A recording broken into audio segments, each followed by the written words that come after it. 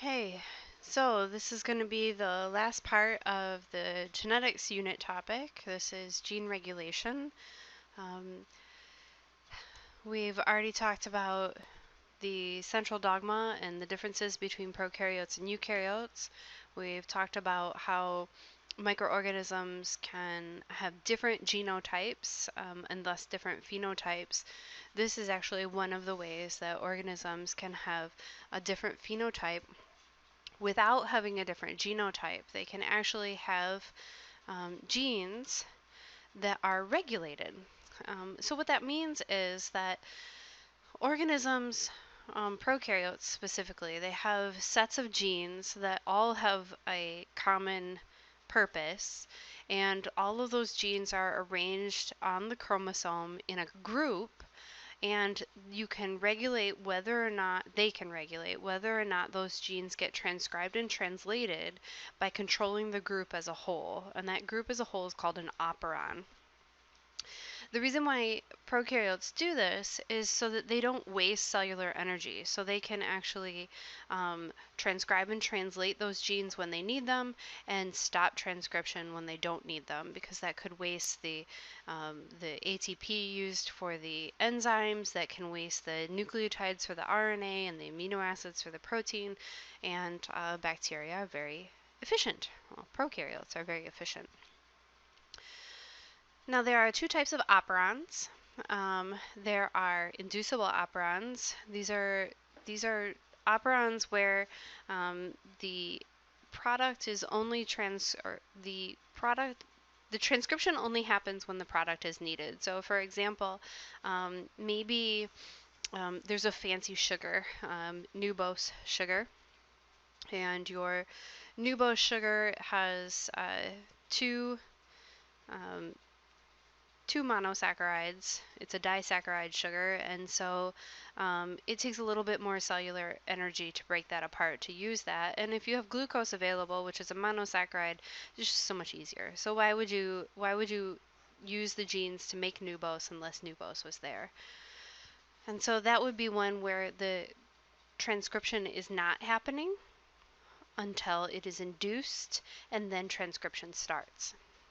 The other way is repressible. You can have repressible operons where you have genes that are constitutively transcribed, meaning they're transcribed at all the time, and we're constantly getting that product. So this is usually things like amino acids, where we need all kinds of amino acids, but at some point eventually you have made enough tryptophan. And so you've got plenty of tryptophan or glutamate.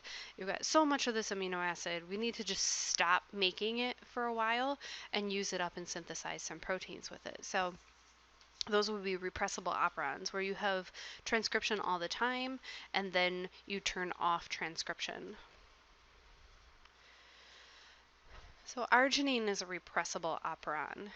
So arginine in this case is always being transcribed and translated.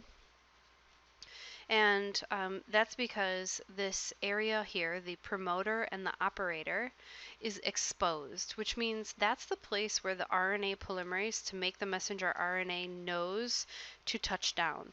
And it touches down, and it transcribes all of those genes in that cassette to make the arginine, so the enzymes that make arginine, all at once, and it just continues to do it. It does it in a loop, in a loop, in a loop, and eventually you have so much arginine that we need to turn off this operon. We need to repress transcription.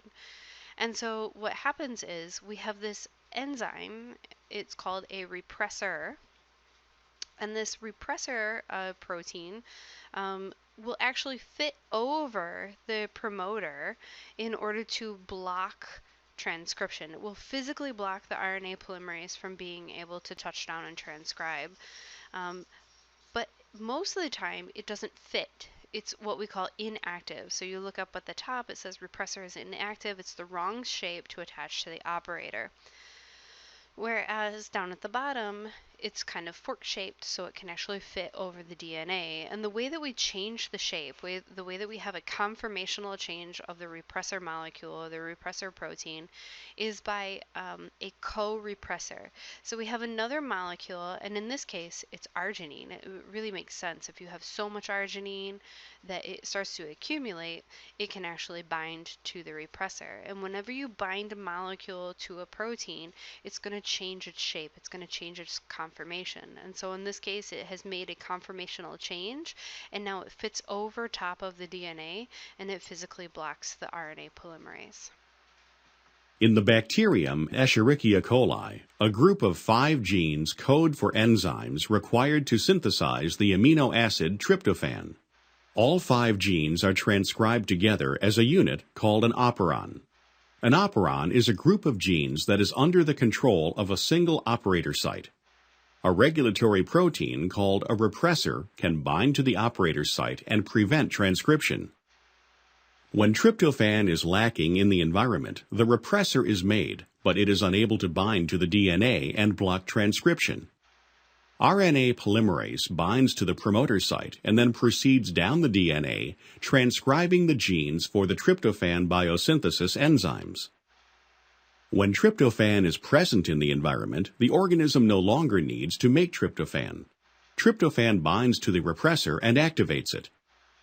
The activated repressor now binds to the operator located within the tryptophan promoter and blocks transcription.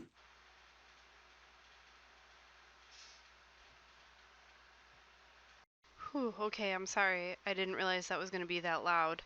And I have another one too, so fair warning the next time I tell you about a video, because I don't know how to turn that volume down on my computer.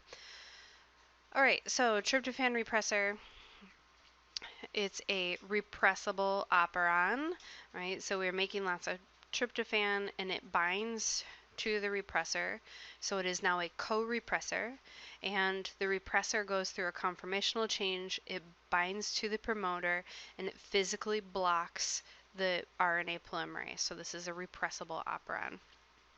Now, the lac operon for the using of lactose, which is a disaccharide, is an inducible operon.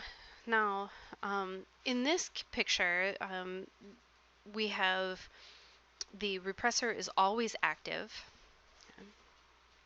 and that means that the RNA polymerase cannot fit over top of the DNA. It is physically blocked, and so we do not have transcription.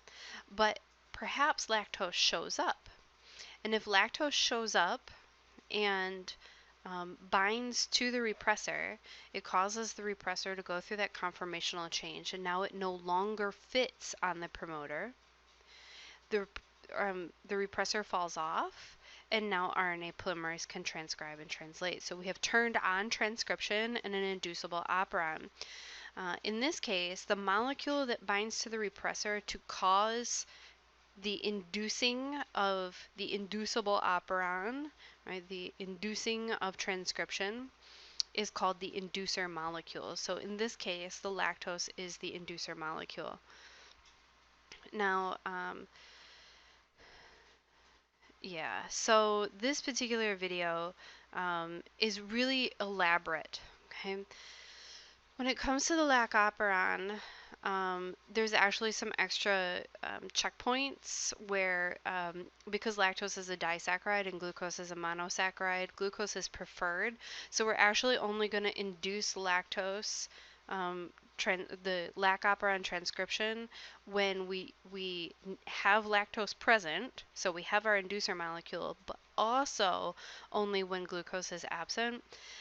I wouldn't expect you to know all of these very subtle differences, but this is the video that I have.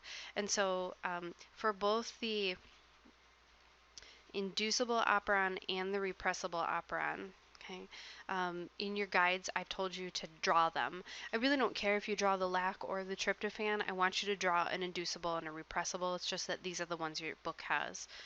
When you draw them, I want you to pay attention to which one is transcription usually occurring and which one is transcription usually not occurring. So think about that in your head right now. Which one is transcription usually happening and then must be repressed in the repressible? Which one is it usually not occurring and must be induced in the inducible? Okay. In which one is the repressor usually active? That's in the inducible, right? Because when the repressor is active, you don't have transcription. So that means in the repressible operon, we have an inactive repressor usually until we activate the repressor. So these are the things I want you to remember. And I also want you to remember which causes the repressor to change its conformation. So which causes the repressor to become active in a repressible operon? What's the name of the molecule that causes a repressor to become active in a repressible operon? It's called a co-repressor. What is the name of a molecule that causes the repressor to become inactive in an inducible operon? The inducer molecule. Okay. So pay attention to those things when you watch this particular video. Okay. Don't worry about cap binding proteins and things like that. And again, if I could figure out how to turn the volume down, I would. So fair warning, here it comes. The lac operon in Escherichia coli bacteria has a coding region for 3 proteins necessary for the use of lactose as a food source. These proteins are only needed when lactose is available and the normal food source, glucose, is in short supply. Therefore, the regulatory region of the lac operon has 2 switches. One, the cap binding site, is switched on only when glucose levels are low. Another, the operator site, is switched on only when lactose is present. Both of the switches must be on to allow expression of the lac operon genes. The cap binding site is next to the promoter for the lac operon. When the level of glucose is low, a high level of a compound called CAMP builds up in the cell. A complex of CAMP and a protein called CAP binds to the cap binding site, bending the DNA and allowing RNA polymerase to bind at the promoter. When the glucose level is high, there is not enough CAMP, so nothing binds at the cap binding site. This keeps RNA polymerase from binding at the promoter, thus preventing expression of the lac operon genes. The operator site is also next to the promoter. When lactose is absent, a repressor protein will bind at the operator site and prevent RNA polymerase from binding at the promoter.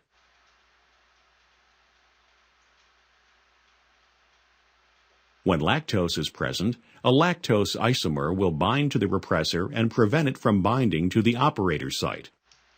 Thus, only when the glucose level is low and lactose is present will RNA polymerase bind to the lac promoter and carry out transcription.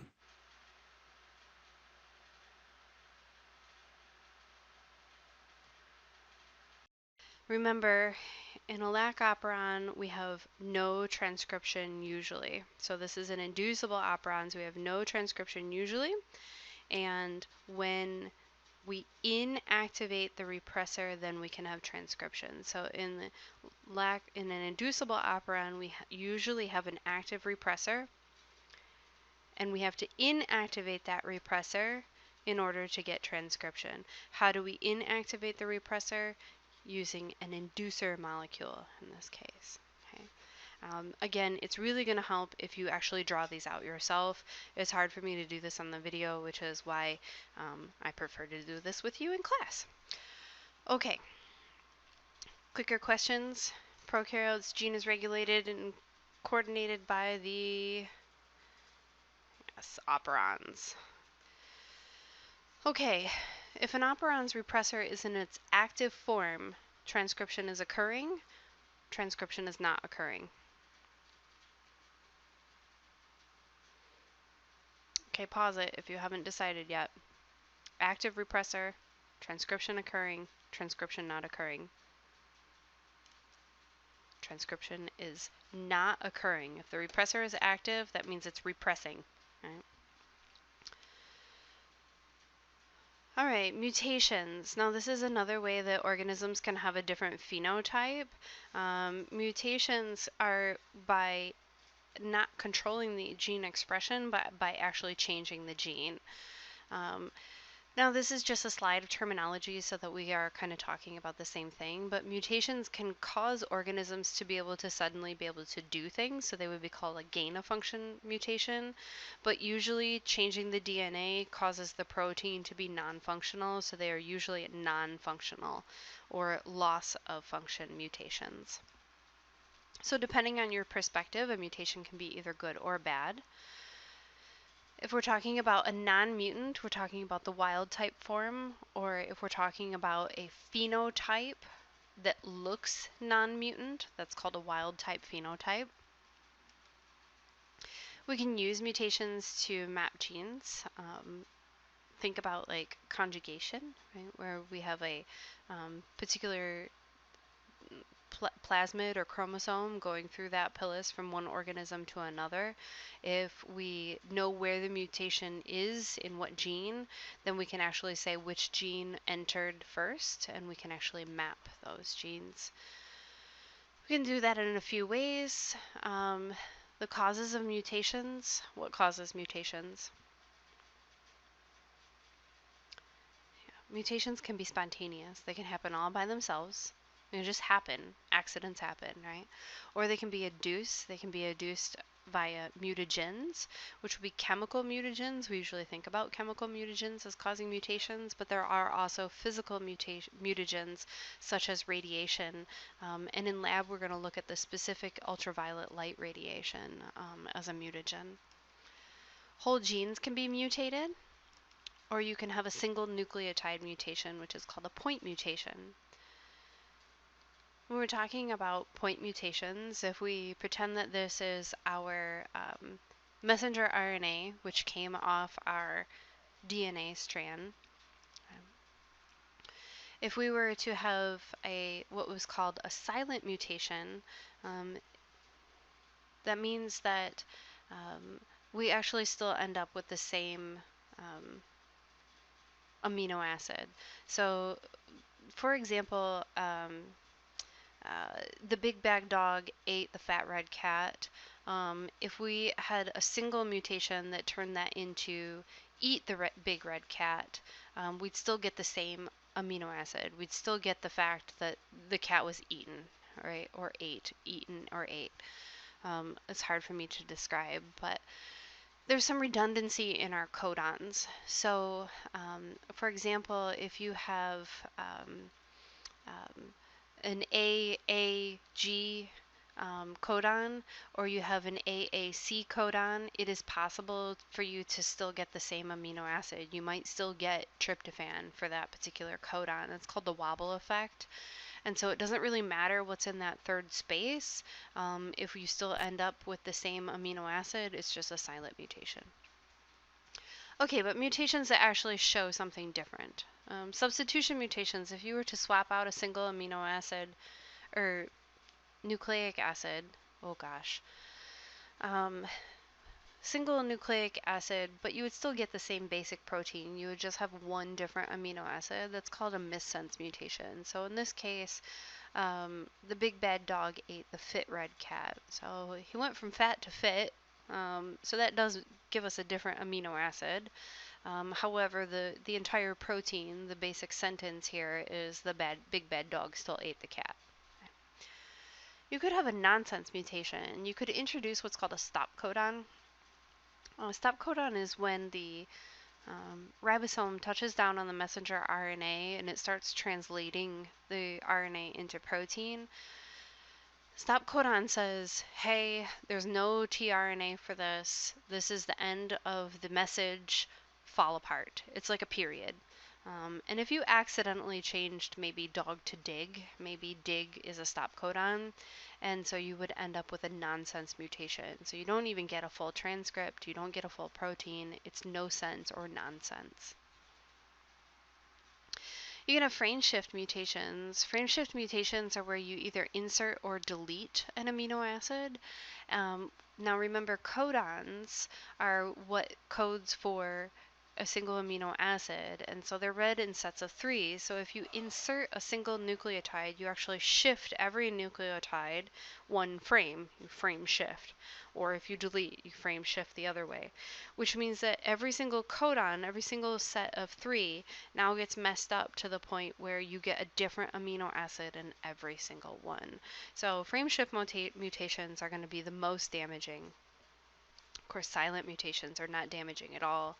Missense would probably be the least.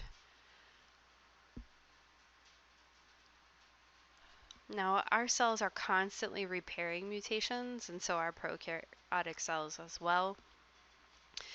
DNA polymerase when you're replicating DNA, and RNA polymerase when you're making messenger RNA, they have their own proofreading function. They can fix themselves. And in fact, there are even enzymes where their only job is to go along DNA and scan it for mutations, where the nucleotides don't quite hydrogen bond with one another, or in this case where you have what's called a thymine dimer. In ultraviolet light, specifically, the wavelength causes two thymines that are next to one another to bond together. And it creates a kink in the DNA, which is how the enzyme recognizes it, but it would essentially be a deletion mutation, because if we have two thymines that bond together as if they were one, that's going to shift all the codons down. And so we actually have enzymes where the only job is to go through and clip out anything that doesn't bond right and fill that back in. Now we can use mutations to our advantage to determine if something is a mutagen. So the purpose of an Ames test is to determine if a chemical is a potential mutagen. The way this works is we have a bacterium Salmonella that can't make histidine. It's an amino acid, and so we have to supply it in the media because it can't make its own. And what we do is we take that culture of Salmonella and we expose it to this chemical, this potential mutagen, and then we plate it out without histidine. We didn't provide it in the media this time. And so the organism should not be able to grow, but if it does grow, then we know that it mutated. Now suddenly it had a gain of function mutation, and now it can actually grow without histidine. And so usually that's enough for us. Usually we can say, all right, if I exposed it to this chemical and I saw this many mutant colonies on the plate after that particular chemical is indeed a mutagen. But of course, in science, you always have to have a control, because remember, there are induced mutations using mutagens, and there are also spontaneous mutations. And so we also do a plate where we do not have the chemical. We just plate the Salmonella all on its own to see how many actually mutated on their own. And we actually count the colonies on one versus the other, and the ratio of those two numbers is the Ames score. And so an Ames score is assigned to just about any chemical that you might want to use for human application. So say you have discovered this new amazing chemical that's going to remove wrinkles from eyes, and you want to sell it to everybody so that they can have flawless eyes without crow's feet. Well, you would have to do an Ames test first to prove that that chemical isn't going to cause DNA mutations. And so you would report the Ames score for your particular chemical. Okay, which of the following mutations would cause a frame shift mutation?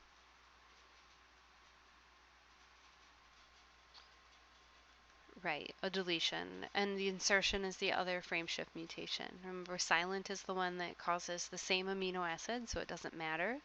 Missense is when you have one single different amino acid, and nonsense is when you introduce a stop codon. For the interest of keeping this video relatively short, I think I'm going to put a pause here. I've got a few more slides, less than 10, but I'm actually going to stop the video here, and we'll talk about DNA recombination next.